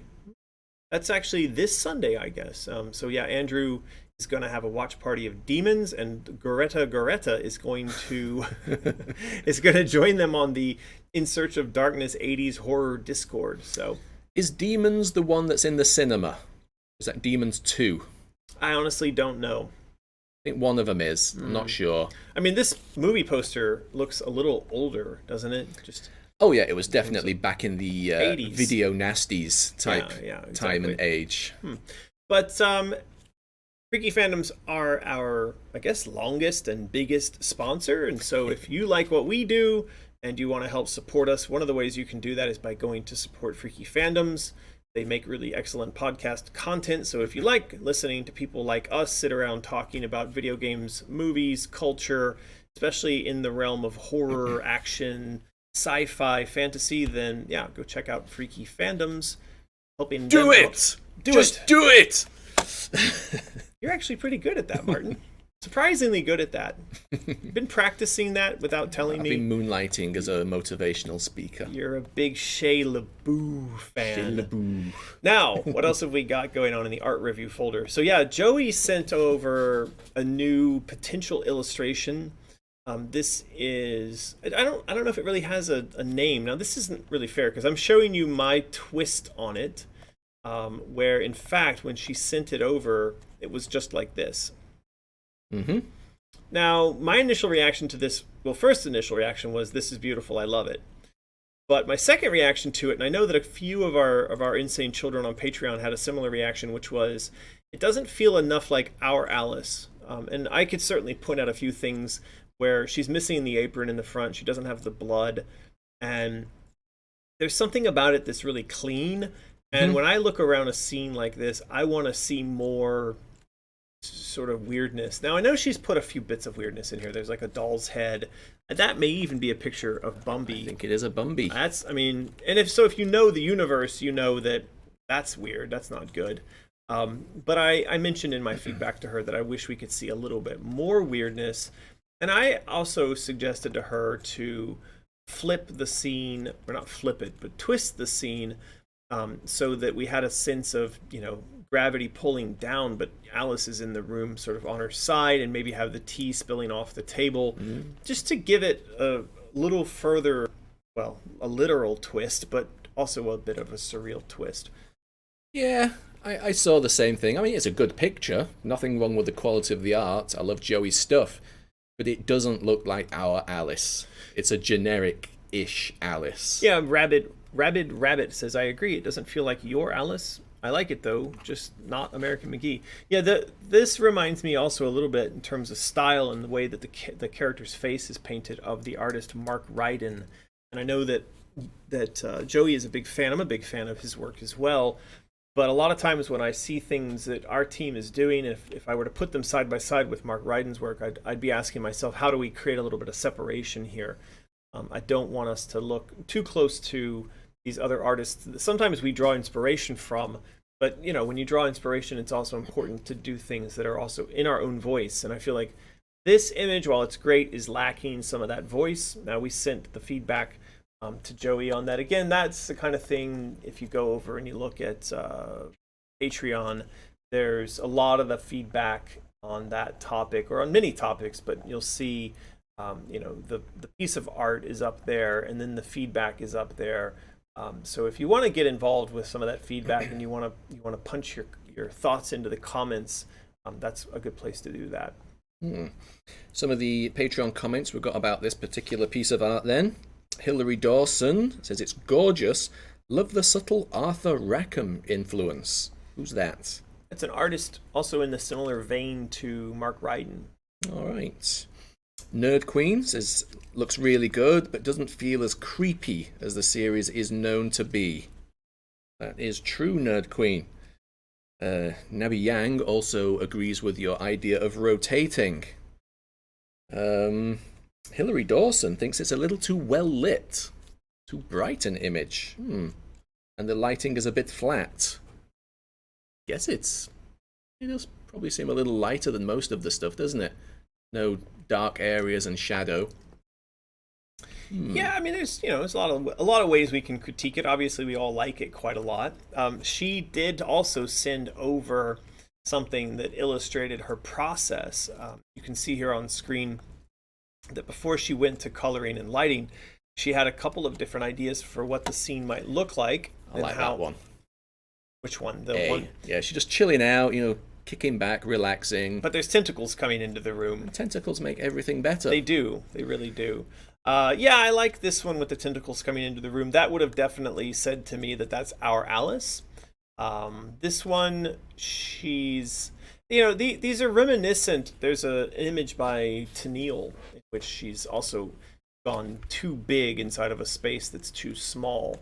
Right. So I think Joey was just playing around with that concept in general. But, when she settled on the one that would be the one, she settled on this one. So it'll be interesting to see how she takes our feedback. Now, she may tell us all to get bent. As an artist, that is her prerogative. But, yeah, we'll see how it goes. Yeah. Jake Moet likes the idea of it being tilted, makes the viewer feel awkward. Also cramped in this situation. Would love to get this as an art print. Yeah, I've seen, and I saw it again, somebody mentioning Dutch angles. I think that was... See that? Yeah, that was Lucky Dragon, I think, who said that. What are Dutch angles? I don't know. You're going to have to ask Lucky Dragon. What are Dutch angles? Ask Google. I could do that. Be a dangerous Google. Well, Dutch angles. I've got safe search turned on, so I don't think it's going to be too dangerous. Let's see. What are Dutch angles? A Dutch angle, also known as a Dutch tilt. Interesting. So 12 monkeys is one of the things that comes up here. Oops, that's the wrong. I clicked the wrong thing. I meant to go to web review. There we go. Dutch tilt, canted angle, or oblique angle is a type of camera shot which involves setting the camera at an angle on its roll axis. Okay, it's just having a bit of an angle on. It's just the official name for a bit of an angle. It looks like that's the case. Yes. Okay. That's interesting. I'd never really thought that needed a particular name like that. It's interesting. You go. I wonder if it's not also the case that the camera is tilted, not just rotated on its axis, but pulled back at one corner as well. Did we die? We've got some dabbing. It's the end of the world. We might be back. We might be back. All right, well. Or not. Or not. It likes to fake us out there sometimes when we lose it. It says connected. Well, again, for YouTubers watching, we're doing this live on Twitch, and the VPN seems to have crapped out. It has. It likes to crap out. But at least now we know what Dutch angles are, and we know that they kill the stream. So we want to be careful when mentioning those again in the future. Dabbing and Dutch angles. Do you think that we are still streaming right now? Maybe a little bit. It might be super chuggy. Should I kill it? It doesn't look super dead. Maybe I will disconnect. Yeah, give it a go. All right, I've just disconnected. Again, people on YouTube, please bear with us while we reboot our VPN server. Hopefully this will get us connected back to Twitch, where we are streaming live. I've always thought that we should have something funny that we do with our YouTube viewers. If you're watching the video on YouTube and you've seen this, you could like the video right now. Maybe I think that'll help us get back to live. It does that time portal thing. It goes back into time, and it'll actually make the stream come back online again. So if you could just smash like, and that'll get us back on slap. I don't know. I just like it. Yeah, anyway, do something with the like button, because that'll get us back. We've got back into the chat room now. It's always like this. Chat will work. Well, while this is wobbling up and down, we're over in that direction. We're looking at a network meter. It says we're back. All right. I mean, it was like half a meg. Oh. We're back. It's fine. We did it. We asked everyone over on YouTube to smash like, and so that would do something time travel-y. Faked us out. Yeah, it's fine. Yeah. Well, while that might be getting back, let me just do a couple more comments for that Joey pick. Lucky Dragon says we probably should have gone with A on that one that we looked at. There could have been more destruction with the tentacles. Wendy Taylor loves the piece. It's not creepy, but does it hurt to have a little normality in there? It probably doesn't. Felipe Bedoya agrees with Lucky Dragon. There's too much order in the image. Rotating it will improve it. Lucky Dragon writes a lot. Lucky Dragon does like to write a lot. This is very true. Jaden Sparks likes the idea of rotating it. They agree. Thank you for that, Jaden. Dave Cook here is mentioning the Tennille illustration. She's stuck in the Hall of Doors.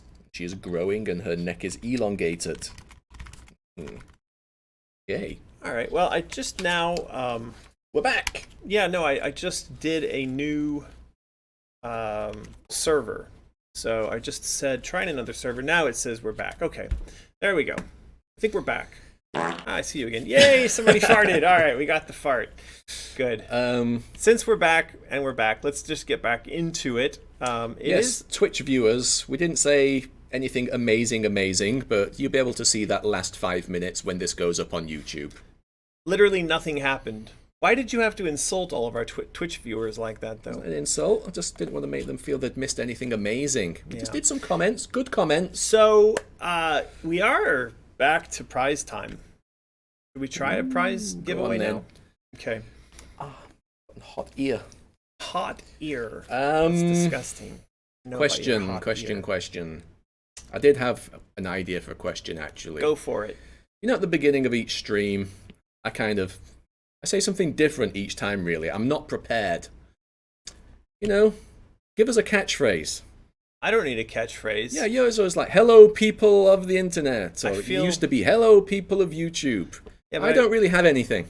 That's not a catchphrase, though. That's just me saying hello. Anyway, but it's the same intro. Okay, so go for it. Martin needs a catchphrase. Now they're gonna say something dumb, and then you're gonna have to use that as a catchphrase from now on. I don't, but I might say some good ones if I see it. All right, well let's hear it. So that's the question. If you want to catchphrases, I don't need a catchphrase. Greetings from Martin, says the fake prize summer. Prize time. Yeah, so anyway, if you want to win the prize, we're going to be giving away one of these here tapestries. It's not a tarp, it's a tapestry. And in order to win, you need to type into the chat what you think Martin's catchphrase should be when we start up one of these live streams. That'll put marzipan in your pie plate. Bingo. That's a great one, Truth Decay. But it doesn't make sense. It doesn't make sense to start a stream like that, does it? You need to say something like, I'm here to put marzipan in your pie plate, bingo. You need to start it off active. That's more of like a wrapping up. Hello, my insane family, says Cat Queen. I don't have wubba-lubba-dub-dub. That's taken. Yeah, why don't you just be like, hi, I'm Martin. I don't need a catchphrase. Hi, I'm Martin. My feet hurt. It's unlikely, because I don't walk anywhere. I always scoot. Greeting fellow humans. Tarp. That should just be your... Tarp. Yeah. Whenever I say that, though, I'm thinking of the big dude from Game of Thrones. What was his name? Hodor? No. The fighty warrior dude. Mountain. Yeah. When he was in Hot Fuzz. Oh, yeah. And he was just like, yarp. That's all he could say. Well, maybe that's what you should do. American won't let me out of his basement. That could be your catchphrase. All right. All right. Let's go down the rabbit hole. Mm-hmm. All right. We're going to roll it. 3, 2, 1. Wendy J. Aww. Congratulations. Wendy, you have won a tarp. You know the drill. Send an email to support at mysterious.design. Include your name, your phone number, all of those things, and we will send you an amazing tarp. Saying you just called it a tarp. Yes, I did. Yarp. I'm doing that. Okay, back to art reviews. So this is something that Omri sent along. This is a design for what would be a boss that you're going to encounter inside the moon in the denial phase. Now we've introduced this series of characters called the Manipulators. And the idea with the Manipulators is that they manipulate Alice's sense of reality. They're the ones that have kept her trapped in denial by basically weaving this web of deception around her. So she believes she's in this fantastic circus realm, and she believes that she's having a great time.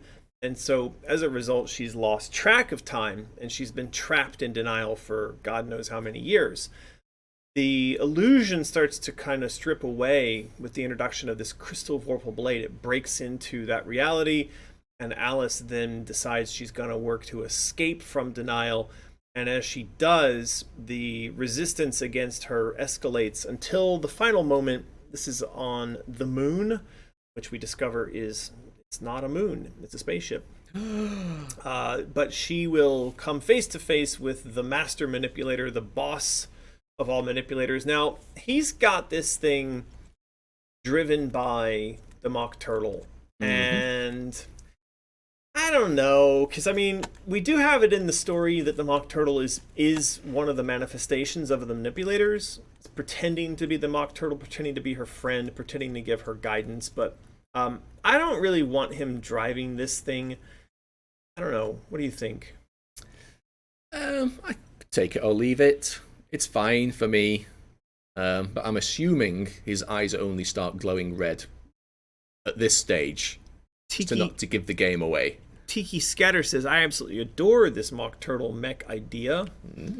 I don't know. Lucky Dragon says, no, keep it. Silver Jinx says, I like it. Oh no, we've got conflicting opinions. It's hilarious and somehow endearing. Yeah, I'm concerned about that. So there is a variation on this. Let's go find it. It is no. It probably would have been faster to go backwards. Okay, here we go. So this is the variation. I like this variation. He's got it captioned here. This is inside the moon interior. This is the jellyfish captain, and he integrates most of the powers of the other manipulators. And apparently he's got a poison gas. Apparently so. You know what sound goes with that? You're not supposed to do that, Martin. You're supposed to let our insane children do that. Anyway, so he's got a poison gas thing. Oh, Like a little orange rabbit. Orange rabbit. There's a little orange rabbit. Arms floaty. Arms floaty, gas. Yeah. So the question is, what do you want? Do you want this sort of squiddy, tentacly boss, or do you want the one where? Do you want the one like that? That doesn't make any sense. Who's playing Rest in Peace? Dragon. Understand, Lucky Dragon. That was the moment where you're supposed to play a fart sound. So I think we leave this to our insane children, though, to decide, because we've got two really well rendered concepts here. Which one do you prefer, Martin? I mean, I like this one. I like the mech, but again, jellyfish is also pretty cool. And is this like the idea of a quote mech a little too modern? Then again, you could have the name the Mech Turtle. Quite cool. Mecha turtle. I don't know, man. But this isn't really a mech turtle. It's not a turtle. It's more like a weird crab thing. Sort of like a crab mosquito fly thing. I don't know. But I did see we had quite a few of the insane children saying that they liked this mech thing. Oh, that's okay. You did it. That was just a bit late on the fart reaction there. Well, if it was me, I think I would go with the jellyfish thing.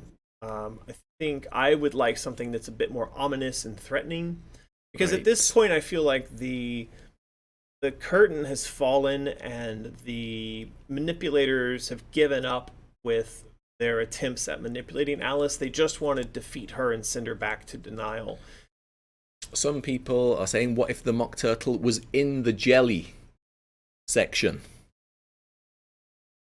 In the bulb here. In the bulbous gelatin wobbly bit. Here's the thing, and this is why it doesn't make sense to me, is that the Mock Turtle has nothing to do with any of this. The Mock Turtle as a character is simply an illusion that's being projected by the manipulators. So my argument here is that once they understand that the illusions have failed, they would drop all pretense of trying to use a character that Alice trusts and likes as a way of manipulating her. And why take the form of the Mock Turtle and make him have glowy red eyes to try to just be a dick? Like, it doesn't make sense to me, you know? I think they would just give up and be like, all right, fine, this is us in our true form. You know, now we're going to beat you. We don't need to take on the form of that lame Mock Turtle. And, it's just over, right? Yeah. I mean, from a purely gameplay perspective, it might be cool to see the thing you thought was your friend become an enemy, become corrupted, and split open with like deadly weapons and nonsense coming out of it. Maybe. It's a tricky one. I'm on the fence about jellyfish or turtle. Well, I'm not on the fence. I think that, again, once the illusion has failed, the manipulators would just go to their pure form like we see here. It sounds like you're on the fence. It sounds like a couple of people in the chat think that this is better and more fun. I, again, kind of question the motivation of these characters to decide that it, for some reason, makes sense to render a satanic devil horn, red-eyed Mock Turtle as the pilot of this thing. I mean, he's a really lame character, and it's one of the reasons why I cast him in the role of the character who tries to manipulate Alice into staying in denial and giving up, because that really fits within his role as a character, right? Whenever we've seen him in the games or when you read him in the books, he's very mopey, he's very low energy, he's got very little ambition. He's just sort of like, I guess, you know. So to have him go from that to like, I am Satan, devil turtle, I will eat your soul, you know, I don't, what? No. You know, and why would the manipulators even have this idea? Doesn't make sense to me. All right. I understand, look, it's Wonderland, everything's all fantastical, nothing necessarily has to make sense. I just find this to be a little weird. not in a good way. Anyway. What's the thing for scale? The little spidery thing. That? How are we supposed to... What's going on there? I believe that he had drawn another series of images where there were some more variations on the manipulators. Okay. And among them were the spider, the ant, some other stuff like that. So if I scroll down here on so many places where we could go to find this kind of stuff. I don't... Bob. Yeah, there was Bob getting consumed by the blob. Here we go. All right. So if you go over and you look at Patreon, there was this post, and there's a couple of them. So you look here. This is one of the spiders. So he may be representing this spider thing. I'm not sure, but that is one of, and each of them is supposed to have sort of a different function. Mm-hmm. You know, and then the boss one is supposed to be like the ultimate multifunction one. It can do all the things that the other ones could do. Yeah. Look, so, I mean, I see here, Lesper Kale says, the mock turtle could literally split in half gruesomely and the jellyfish could float up from its red guts, maybe. Yes. Why are we punishing the mock turtle? He's not real. The moon machines are tricking you, Alice. Scrap the mech, says Gypsy Sis. Desert Phoenix said, I just had a great idea. When Alice enters the control room, she just sees the chair in front of the control panel. Then it all transforms into the boss. Yeah, my rip was for the loss. Mock turtle as boss. Okay, Lucky Dragon. That makes sense. Well, we haven't really decided it yet, so that's why I was a bit confused about it. So yeah, I mean, Sleepy Monsters Studio says maybe first boss, like the mock turtle disguise doesn't melt away yet. Yeah, I do think that when we get to the moon, we will see the mock turtle here. And he will try one last attempt to be like, Alice, come back. You know, what you're doing is insanity. You know, stop trying to hijack this moon. But when Alice defeats that, gets past that, then we move on to this sort of mech final confrontation thing. So that's something to think about. It is. Yeah. Okay. All right. Well, this is still open for debate, I guess you could say. We'll work through this, and we'll have to come down on one side or another. You know how I feel about it, but yeah. Now these are images that got done by Dario. He's actually doing these in a program called SketchUp. It's allowing him to do his sketches and get all the perspective right. He said that he goes into SketchUp and he'll do pieces and elements smashed together like this to get to a scene like this, and he does that because he does paint overs of SketchUp, and that's how he gets his art to look like this. So if you're ever curious about how process on something like this works for our artists, not everything that Dario does starts in SketchUp, but certainly for these really mechanical areas where you've got a lot of tricky perspective on, you know, like I wouldn't even know how to begin to get the perspective right on, you know, gears and stuff like this in a scene. Yeah. So he's using SketchUp to help him, and then he's going in there and doing what is really his forte, which is color and light. This reminds me quite a lot of the inside of, was it the Death Star?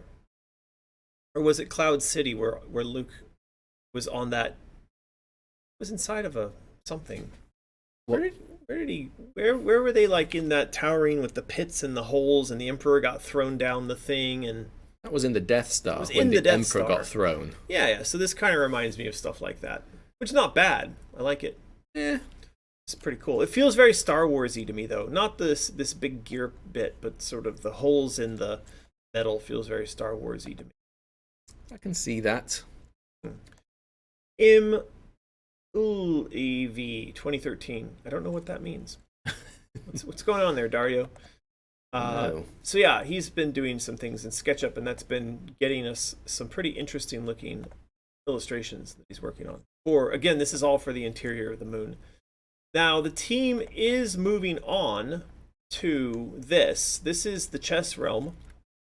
Now the chess realm exists inside of an area of the game which we're going to say represents depression, and this is a little tricky. I had to talk with the team about this a little bit because they they kind of heard me say that, this realm and a large portion of the game takes place within depression, and they thought, oh, well, we've got to render everything as looking very depressed. And I said, nah, not so much.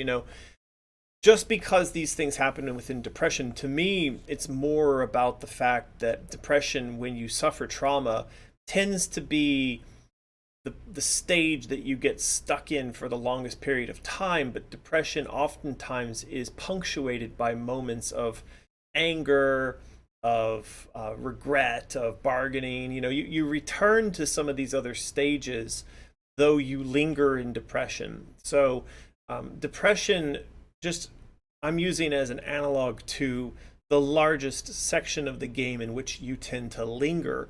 This will be where you play out lots and lots of the missions, but it doesn't mean that everything inside of depression looks like you would expect depression to look like. Does that make sense? It does. Makes sense to me. So this was Omri's quick sketch in trying to just capture color, lighting, and style for the chess realm. Now, if you follow along on Patreon, you know that when we've talked about how we're going to define the chess realm, it is the traditional black and white sides to the board. The chess pieces occupy, they live in this kingdom. But one of the things that's going to mark this area as different from the rest of Wonderland in Asylum is that the chess pieces have figured out how to live peacefully in coexistence with the manifestation of chaos. So when we get into their realm, we're going to find that chaos hasn't taken over as much as it's just simply been accepted and integrated. When I wrote up a piece about this on Patreon, I titled it something along the lines of "That which you resist will naturally persist." I think that was the title of it. Oh no, this is getting all wonky here. So if you go and you want to read more about this theme and what's going on, go and read. There's a couple of posts on this. The post is called "That which you resist will only persist." There we go. So this is the post that inspired the piece of art that we were just looking at. It's got Bob being eaten by the tentacles in high res. Love that image so much. I like that his eyes are bugging out. Good one. It's really good. Why would you even ask that, Bob? Bob, you okay? Clearly Bob's not okay. Don't just stand there. if that's Knob, maybe he's not all there. Yeah, he's not the sharpest tool in the box. This is true. They're not terribly intelligent. So the other piece of art we've had that was done for this area was this piece by Omri. This is called "Sacrifice Your Queen." This was one of our previous art prints. Anyway, I wrote up this big long thing where I explained the difference between chaos and order represented inside of the Wonderland world, and then also the notion that chess versus cards and the rules of each kind of linking up with how they embrace or reject chaos. And that was where this piece of art then came from. So expect to see in the coming weeks that the team, Joey and Omri and Alex and Dario, will begin to shift their focus towards rendering out the characters, the locations, the themes that all exist within this area. And again, if you want to see more about that and the back and forth that we're having about that, you can go over to Patreon. There's an entire post over there. It's called "Moves, Bosses, Faces, and Babies," because it's got all that stuff in there. Might not be unlocked yet, but it should be very soon. Yeah, I mean, all of our Patreon posts are free to view by anybody. You don't have to be a patron to see them, but they are locked for 3 days of early access to our patrons. So if you want to support what we're doing and you want to see stuff the moment that it's posted, then do consider becoming a patron. But if you don't have the means to become a patron, because hey, the world is very messed up these days, we don't blame you, then fear not. You can actually go and consume all that content for free if that's more your style. So yeah. We have a question here from, I think it's I Love Sick. I remember some months ago you showed concept art for a boy who would be Alice's friend in the Denial realm. Is that still happening? You haven't talked about him for a while.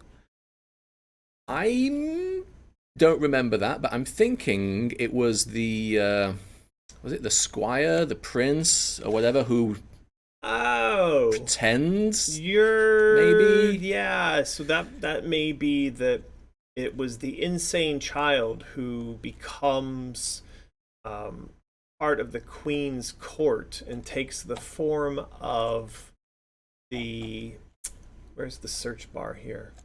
I don't know if this search thing even works very well. But that was the knave. Oh, the knave. That was what that character's called. And I don't know that the knave's design has made it over to the new system, Monday. I know it's in Trello somewhere. But the thing about the knave is that he would actually exist within the Queen's Domain. And we are working on Queen's Domain story stuff right now, but a lot of the Queen's Domain art already got done. So that means that we're just not talking about him because his art is done and his story is being written now. Does that make sense? It does. Yeah. I don't know where the knave's design is, but yeah, a lot of times we get, design elements get finished, they get added to our stack of finished work, and then eventually they will end up in the design Bible. Right. Yeah. Another little doodad that scrolled by earlier, I didn't really get a chance to say. Somebody wants to know where all of this that's going on Twitch, the bits, the subs, the cheers, the hype trains, they ask where all the money from that is going. What's it going to? Buying us lunch. Isn't that's normally what we do with it, is go buy lunch. Yeah. We've never really made that much money off of the YouTube super chats super and chat stuff. Yeah. By the way, there is the knave.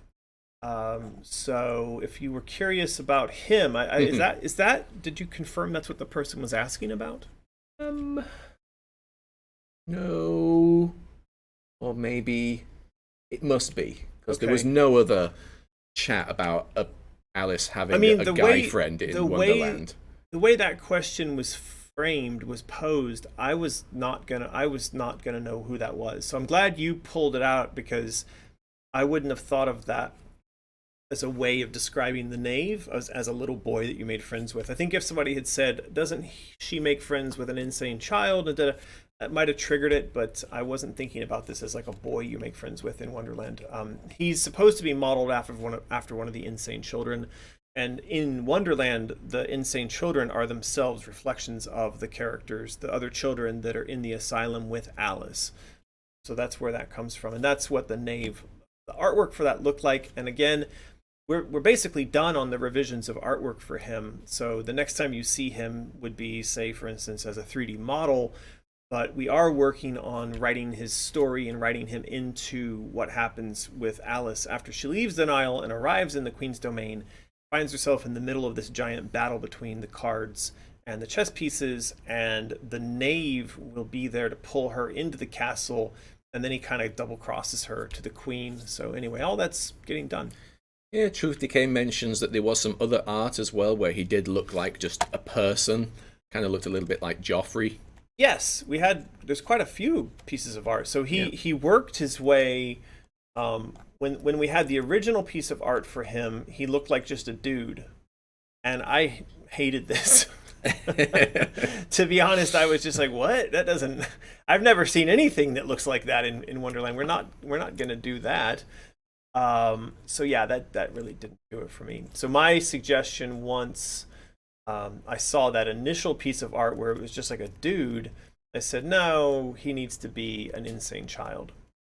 Back to the question of where does the money from Twitch go?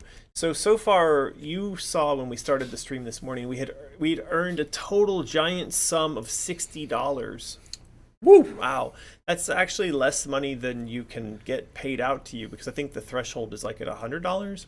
Yeah. But typically, we just consider that when money comes in via Twitch or YouTube, that's literally buying Martin and I lunch or pizza that night of the streaming. I mean, literally, after the streams are done, we go and eat, because it's that time of day over here. Yeah, so you're just buying us lunch. We used to say it buys Lulu treats, which kind of does that as well.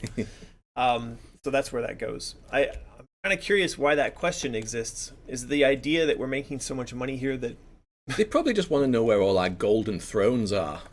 I see. We keep them hidden. Right. Well, let's just go through really quick on art review. I think we've covered everything. So we've got the art from Dario. We've got the work that's getting done on the Alice models. We are expecting a revision on the Alice model soon. If it comes in between now and the next time we do a live stream, Martin and I together, then I will likely do a solo live stream just to catch everybody up on that, because people seem very interested in this topic. Can't wait for V2. It's going to look ace. I think it's going to look pretty great, yes.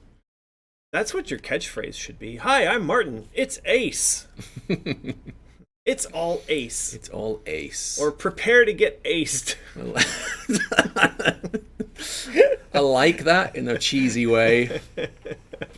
Prepare to get aced. Let's get aced. It reminds me a little bit of Ace Biscuits. I don't even know what that is. James May, one of his ye oldie type catchphrases. Right.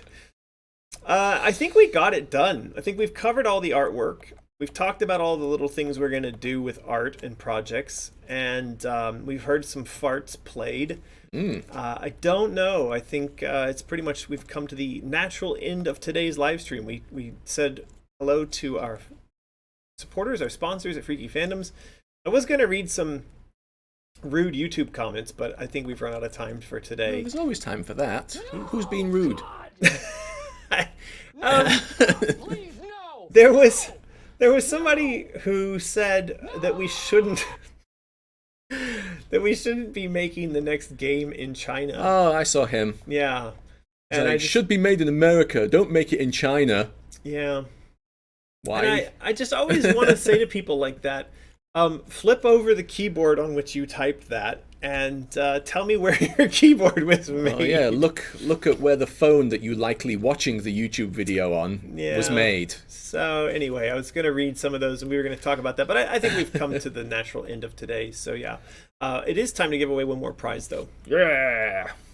We're going to give away one of these here tapestries you see Lucky sat on. I saw someone in the chat ask, is there a way to buy one of the tapestries?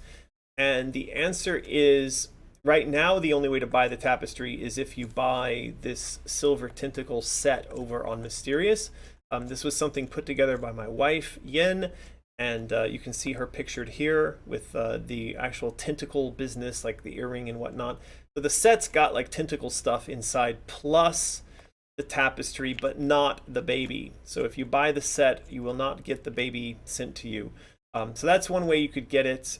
We may put this tapestry on sale at a later date just as an individual piece, because a lot of people are asking about it, but we'll have to wait and see. So anyway, the best way you can get a tapestry right now is to win. So what's the question? Oh, I didn't have any others prepared. Something. Yeah. Struggling. Really struggling. What, terrible. of our other amazing pieces of art should we put on a tapestry? That's actually a good question. I was thinking the same thing. We should do more of these tapestries because they are really nice. They're really good quality. We should have carried one of these over here. They're thick. They're like really thick. They're heavy. They're really well made. The printing quality is really sharp, really high resolution. So we should do another tarp. Tapestry. An art tarp. Anyway. Perfectly unbalanced. Anything with butterflies. Mock turtle scorpion mech. Rob, Bob, and Knob. A Rob, Bob, and Knob tapestry. Well, because it is a tapestry, one of the things that could be cool to put on there would be a design that is specific to the Queen, and then with some sort of royal-looking business on it, right? Something that looks like it would be hung in the Queen's castle. No, we could do. We could actually have it. Flags. So that you can actually cut a hole out of the middle of the tarp and put it on, and it's like a card. Tentacles. Oh, I thought you were gonna say tentacles. That's kind of fun. That's actually not a bad idea from you, Martin. Full of ideas. All right. just eke them out. I don't want to do too many too fast. Yeah, well, you don't want to outshine the master. That's a big rule, they say.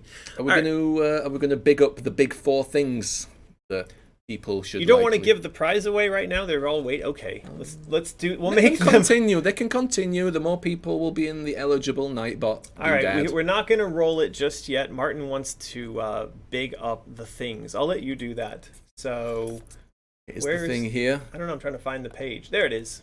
Okay, if you want to help support us, you already are. Being here, being subscribed and whatnot, and just keeping our live streaming going is Ace Biscuits.